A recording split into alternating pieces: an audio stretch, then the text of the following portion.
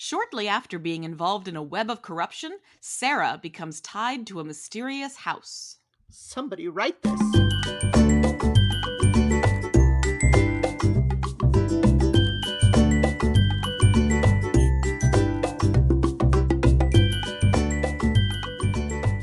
Hi, and welcome to Somebody Write This, where we use a random plot generator to give us an idea and then brainstorm how that could be a thing somebody might want to write. I'm Hannah. And I'm Jenny, and here to help us with our brainstorming, our guest today is Ally Liddell. Welcome to the show. Oh, thank you. Nice to be here. Yeah, we're excited to have you here. As we were talking a little bit before the show about what kind of intrigues you and draws you into storytelling, one of the things that you mentioned that you wanted to talk about a little bit was alternate histories and futures. I'm all about looking at things through slightly different lenses of alternate history and alternate futures. So I would love to, let's have you kind of start off and take that away and give us like a beginning sentence of your thoughts on this, what you like, what you don't. Do you write this? Do you read this? And then we'll go from there and just kind of chat about this. I sort of write this. I love reading about it. One of the things I would love to have is almost like a test world where I could go back and change something really big in history, like a disaster or a really monumental event, and see the consequences of it down the line. Alternate futures is kind of a fun way to put it because we don't really know what an alternate it's future is actually all going an to alternate future. Yeah, it's going to happen one way or the other. But exploring just the many different paths, things could take. What if this had gone one way as the world is going right now? We're at a sort of, a general point, not an exact point, but, things that are going on in the world and just kind of spitballing in terms of, where this could go, where that could go. I think part of that is just because, my life is not really stable. So just, kind of, and always having a kind of an overactive imagination from being, when I was a kid. I definitely read a lot of alternate history stuff, and it gets fascinating, really, I think. When I think of alternate history, I think of there being kind of two tracks that this can take. One is you have the ones where the alternate history is looking at our history and trying to change it for the better. It's the stories about people who are going to go back in time and kill Hitler kind of thing. And then on the flip side, what if this went differently and now the world is way worse for it? And so we have sort of these, Yes. and obviously the world is more complex than that. One thing doesn't actually change, whether the world is good or bad in a lot of ways. But I'm curious as to whether there's one that you're more interested in. It depends. I kind of read both. It depends on how well it's written. What's really important for me, as I listened to like last week's episode or the last episode that you guys recorded, and is some tie to reality. Like even Yeah. in a magical world, a fantasy world and everything, reading, books like that, if they follow a system and they don't, it's like suddenly the character has this, super wand of whatever, or can go over 9,000 or whatever, then it takes away from the reality of what you've, developed in the world. And if you can stay true to that, then that's fine. If you can't, if you continually overpower your hero, for example, and there are many other ways to screw this up too, and I don't really write, any real fantasy because of this, because it does require a lot of, serious world building. Yeah. Then it makes it completely, screwed over. So sometimes I focus, I suppose, a bit too much on the complexities and the little details, but you can't just have somebody go back and kill Hitler and then suddenly, oh, the world is beautiful. Yeah. There's Right. nothing wrong. No As corruption. if nothing else would ever go wrong. Yes. Right. It's beautiful. Or, you go back and kill Hitler and suddenly the world is completely like run by some unknown dictator who rose from nowhere. Right. And Right. whatever, and suddenly, Or like, who was his right-hand man? yeah, I can't remember his name, but or like, whomever. yeah. And no, now we're, run by some bizarre French Canadian dictator who came from like the wilds The of Canadians Quebec. took over, man. The wilds from Whoa. Quebec, and they came to force feed us croissant. And well, I don't know. Yeah. It's like, I mean, maybe that would be work as absurd as satire, but who knows? All right. Well, that is all super fascinating. I love these kinds of stories as well. Thank you for chatting with us a little bit about that sort of trope in that genre. We're going to go ahead and jump into our brainstorming and see where this one takes us. So, as a reminder, our plot that we're working with is shortly after being involved in a web of corruption, Sarah becomes tied to a mysterious house. I love the wording. Yeah. Jenny pointed out as we found this that maybe she's tied by the web. Right? Like literally tied to the house by a web of corruption. There is, as we speak, an enormous spider outside my window spinning a web. It's so big. And so I was like, oh no, that's the web of corruption. I know. Spider-Man has something to do with this plot. It's like that Spider-Man meme, like, you? No, you? No. Is Sarah a spider? Perhaps. Or is she the fly? Oh, she's tied to a mysterious house because she's in the window and you're spider. Come into my parlor, said the spider to the fly. I really like that this could be taken both extremely metaphorically or extremely literally. Like, I have this image now of this woman trapped in like this old Gothic style house that is literally entirely like encased in spider webs. Right. That can be frightening to a large number of people. Yup, that's terrifying to me. It's like very, very Edgar Allan Poe. Yeah. I saw Arachnophobia when I was little, and oh no, I suppose not really appropriate for somebody. I watched The Fly when I was 7, so. Jeff Goldblum. Well, yes. Oh no, it's like the old one's kind of a Shakespearean tragedy, but the new one is terrifying. You don't show that to a 7-year-old. Like life.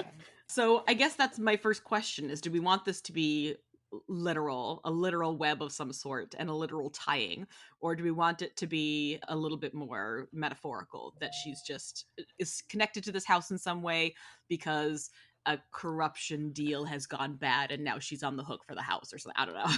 Which is a little less exciting to me, but definitely could be something we pull out.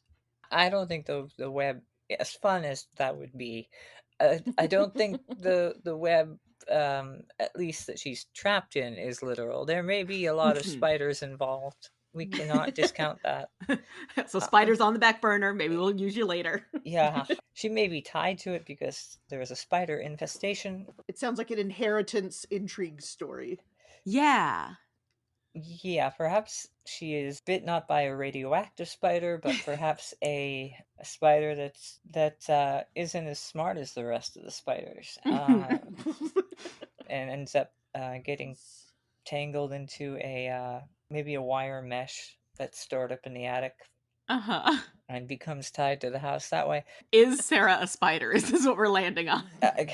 I'm just looking at the first part. Shortly after being involved in a web of corruption, it doesn't say getting involved. Implies that she was still involved when she gets tied to the house, but this is after she was involved. Oh, so it could be like she thought she was free from the web of corruption, and now this house comes back and is somehow connected to that. Possibly, yeah. I'm free. No, here's your house. Like maybe, I'm thinking something like witness protection or... Yeah, so being tied to the house, it could mean that she's like cannot leave the house, that she is stuck inside the house for some reason, for witness protection reasons. House arrest. She's not allowed. Yeah, house arrest. Or that she now owns this house that she cannot pay estate taxes on. And can't get rid of because there's problems. Yeah, she can't get rid of it because the property's tied up in, I don't know, escrow. Fancy financial dealings. Yeah, that I do not.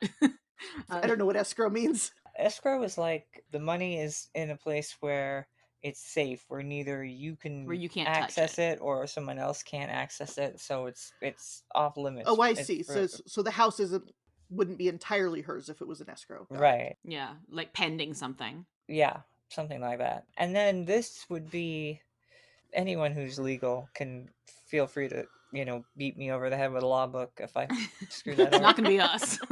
But if she is in witness protection, that means maybe she can't move from the house but it's falling apart around her because that's where they set her up, and she really can't do much improvement on the house because she has no money. Or maybe they just assigned her the exact same address in a different town. Oh. Ooh. Because the government became inept. So you're like, okay, Sarah, now you're Sarah, Mm-hmm. and you're gonna live.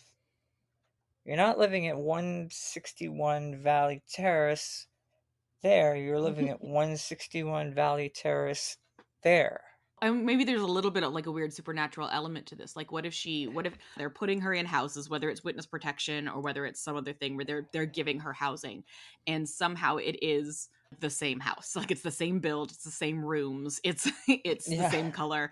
Oh, that's creepy. Yeah, and maybe the same address. I like that too, where she's like, Eh, "What is this? Why can't I not leave this house?" And when she talks to anybody about it, they're like, "What are you talking about? Like this house has always been here. That old house you were in is also always been there. Like these are two separate houses that That's exist at from different the time." 1890s. I Exactly. remember when that house was built. I'm 120 years old.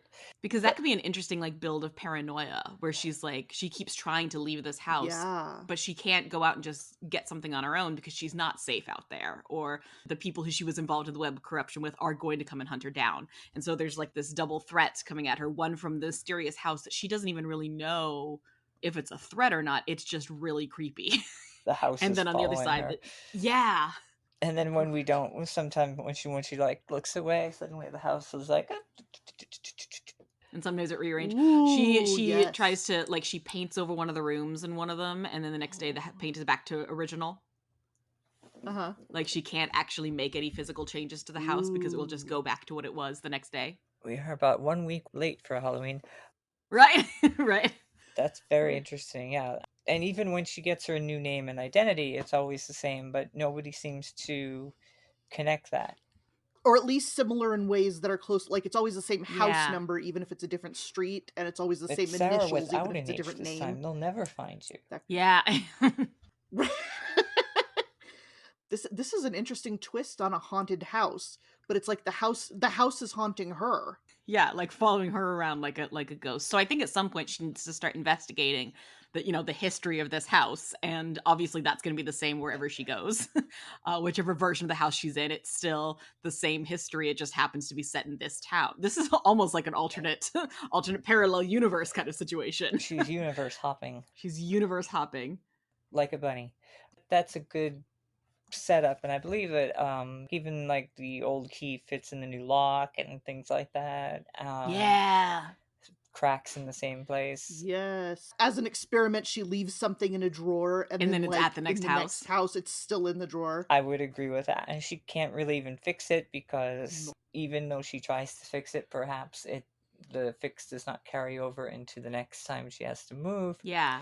And that web of corruption could very well not be anything like mundane, like bank fraud or anything like that. It could be something supernatural as well. Or maybe something that she doesn't That's know true. until partway through is supernatural. Like maybe initially she thinks it is just like this mundane thing, and then finds that there is a supernatural element to it, that these people are maybe finding her when they shouldn't be able to. And it's because of the house somehow. Yeah, I don't think she'd suspect supernatural until the house starts repeating. It's like that. You started off grounded in realism and then it gets weirder and weirder. Yeah, like, oh, this house has the same layout. Oh, now it has the same wallpaper. I'm going to pause it real quickly because we have the core of an idea. And so we're going to get a title before we go too far off the rails. So give me a second. Let me generate a random title. Our title is Nick Lebowski and the School, Oh, which in no way connects to this. So I'm assuming that this has to be something about the house history. oh, Did the house used to be a school? Maybe that's very the old schoolhouse on the corner. It's now a Yeah. house. And so it has all these weird rooms that were classrooms once Where or the something. desks were bolted to the floor. Yeah. And she keeps tripping over the little places where the bolts used to be and stuff. Yeah. Now, who is Nick Lebowski? So I think we have three possible options immediately. exactly. We have Nick Lebowski is one of the people involved in the web of corruption who's coming after her. Mhm. Nick Lebowski is one of the people in the house who maybe in the house previously who has a history with the house. Maybe one of the students was like horribly hurt Mhm. there. Or Nick Lebowski is one of her witness protection aliases. It could be short for Nicole Lebowski. I think maybe Mm. he's buried in the backyard of each and every house. Ooh, you think he's a Ooh, I history of like the that. house? I like that. Teacher, a student, an administrator, the architect, I A would janitor. say the janitor.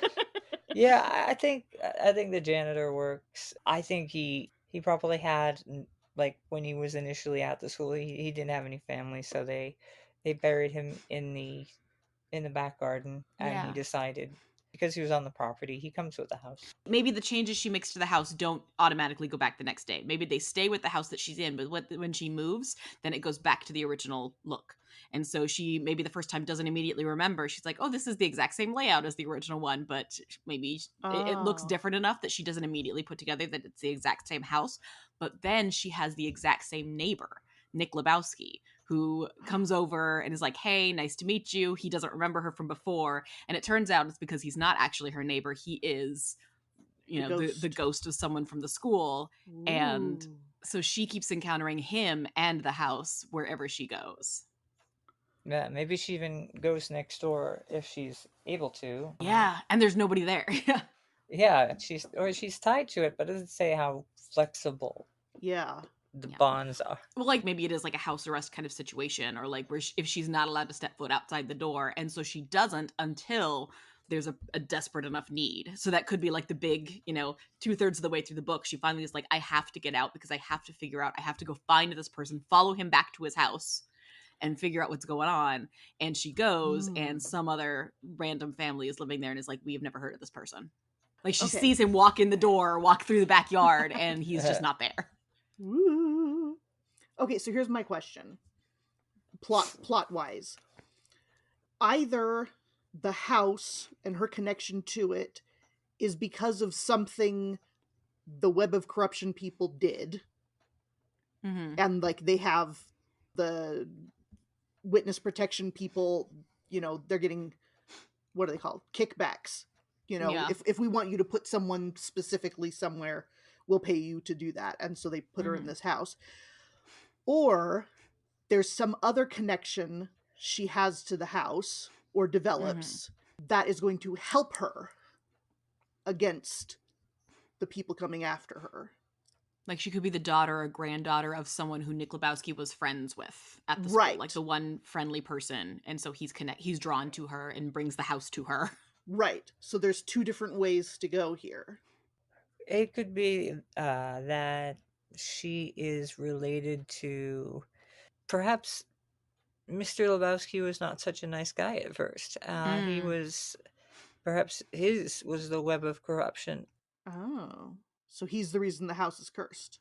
Yeah, we learn later that Sarah was involved in this web of corruption because she never set foot in the school, but she was sort of on the outside funneling in drugs. Mm-hmm. No, Well, but I'm wondering if there is like there's interesting opportunities here for like an exploration of like generational cycles of of trauma continuing on down Yeah. kind of thing. And so I'm wondering if maybe she's in a web of corruption because she was connected to something that on the surface seems really, some fraudulent transactions, and she got in trouble and she got caught in the middle and now she's on the run. But maybe whatever business or whatever group she was associated with that got her in trouble is someone who maybe got their start or got their money because of Nick Lebowski in some way. Now he's trying to kind of make his legacy right by being like, I don't know, by finding a way to expose what he did in the past so he can get some kind of eternal rest kind of thing, Hmm. or making restitution to the people he stole from or he hurt or whatever he did when he was working. I think maybe he is the principal of the school, like someone in a place of power. Kind of like a Canterville ghost Yeah, situation. yeah, yeah, yeah. Hmm. yeah, perhaps Sarah was the one that got caught up in the web of corruption that he was doing, and now they're Mm-hmm. both spirits, but she doesn't know it. Oh, Ooh. or like the others kind of thing, where she's stuck to the house because she literally cannot leave it, but she doesn't know why. Yes, she could kind of move around the area, but for the most part, she is stuck to that house. In terms of like, when they relocate her, so to speak, they're just, Oh, you know, so no, so the one Okay. moment where she finally manages to get out of the house and go next door, they can't see her. yeah, Oh. she's like John Cena. Yeah, yeah. Yeah. She's realizes then that she is also a ghost, and Eh, that's intriguing. We have like a minute and a half left. to figure this out. What are the Ooh. pieces that are not quite gelling yet?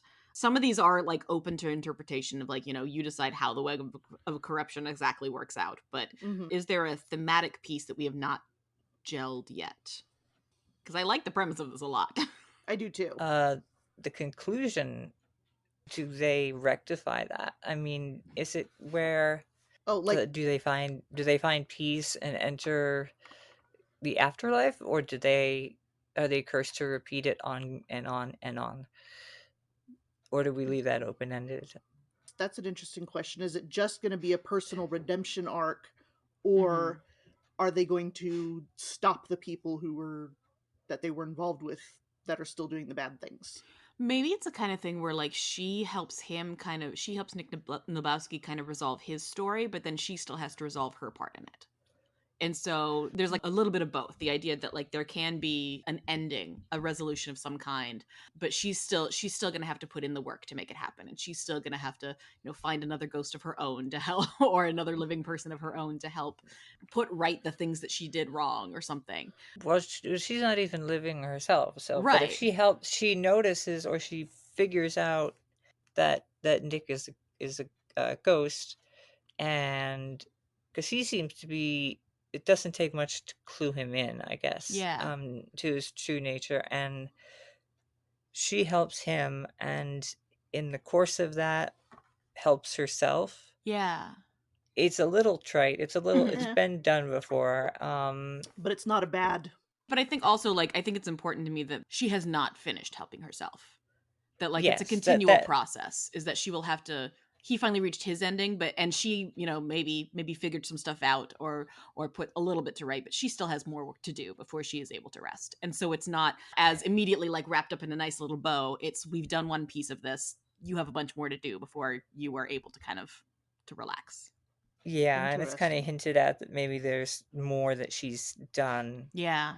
but that she's accomplished one step on a journey, and Yeah. that if there's a sequel, if people like it and this sells well, then there'll be more things that she can Exactly. do. Exactly. We continue to watch her journey as she redeems her past self.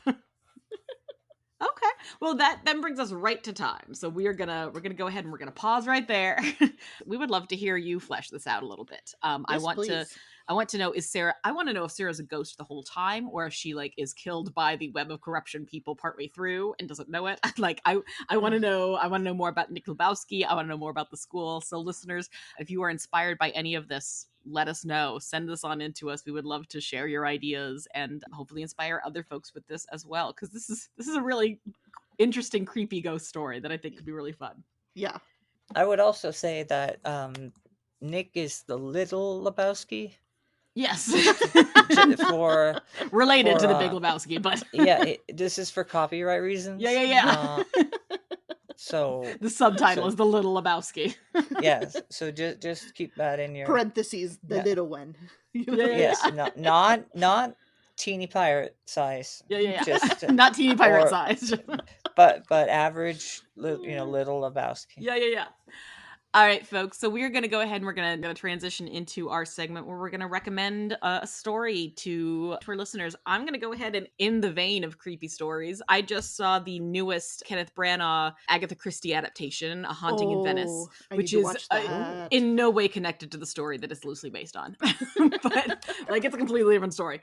I didn't like Death on the Nile. I really liked Murder on the Orient Express, and I think this one lets Branagh do what I think he does really well, which is go all vibes, don't worry about the plot. And so even though there is like a coherent mystery and there are definitely like you can work through it and start to figure things out, but it is absolutely just leaning into the creepy atmosphere of this weird old house in Venice and this mysterious thing going on. We've got these like dramatic camera angles that don't serve any kind of narrative purpose. It is all just about creating this fun gothic horror vibe, Nice. and I had so much fun with it. So if you have enjoyed those at all, or if you like that kind of that kind of story, Haunting in Venice is worth a watch, I think. All right, Jenny, I'm going to toss it to you. What story would you like to recommend to our listeners this week? Okay, so just last night I watched a movie of a stage production called Peter Pan Goes Wrong. Oh God, I love Those are that. so That good. is so hilarious. You guys have seen it?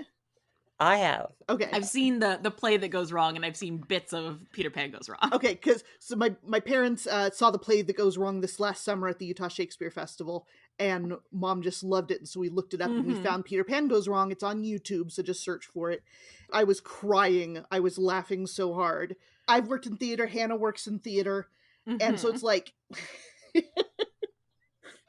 just for some examples, the big guy playing Nana the dog gets stuck in the door and has to get chainsawed out while Mrs. Darling is trying to sing a lullaby. It's absolutely a good time. Just go look it up on YouTube and watch it. You will not regret it. It's kind of in the vein of Noises Off, if you're familiar with that play. I believe I've recommended that before. And it's just a hoot. So, Peter Pan Goes Wrong. Go watch it.